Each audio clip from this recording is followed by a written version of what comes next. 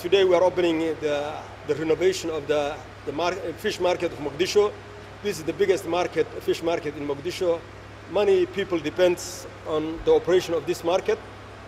It touched the livelihood of so many Somali people. We are very grateful to Great Britain, its government and its people, the contribution that they have paid to this market.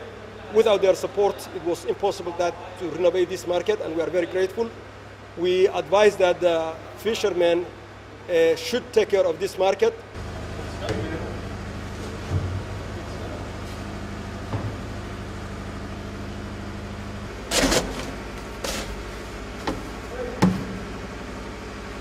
The UK government financed this project in partnership with the Banadir Regional Administration, the District Commissioner for Hamerwain, and the Fishermen's Association.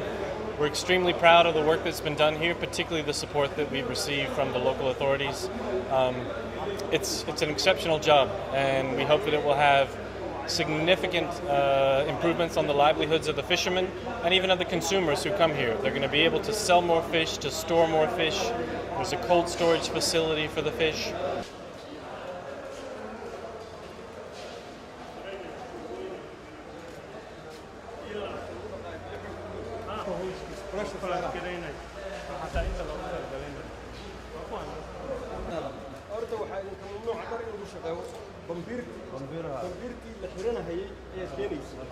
بسم الله الرحمن الرحيم magacay waa Bashiir Yuusuf Barre afayeenka kalluumaysatada degmada Xamarweyne waxaanu maanta aad iyo aad mahad ballaaran ugu celinaynaa furitaanka gobolka Banaadir oo maanta furay kawaankii Muqdisho oo dib u furay markii dib u habeyn ay ku sameysay dawladda Ingiriiska waxaan mahad ballaaran u celinaynaa deeq-bixiyayaashii ka qayb qaatay oo noogu deeqay dhismaha ballaaran iyo mishinkan makiinada barafka dhalinaya iyo qalabka waxaan kala soo mahad celinaynaa hay'adda miis oo gacan weyn ku leeyahay dhismaha waxaan mahad ballaaran u soo celinaynaa maamulka gobolka Banaadir oo manage gareeyay intaas oo dhan oo ka soo shaqeeyay ilaa dhamaad ka soo shaqeeyay ayaan mahad celinaynaa wabillahi tawfiiq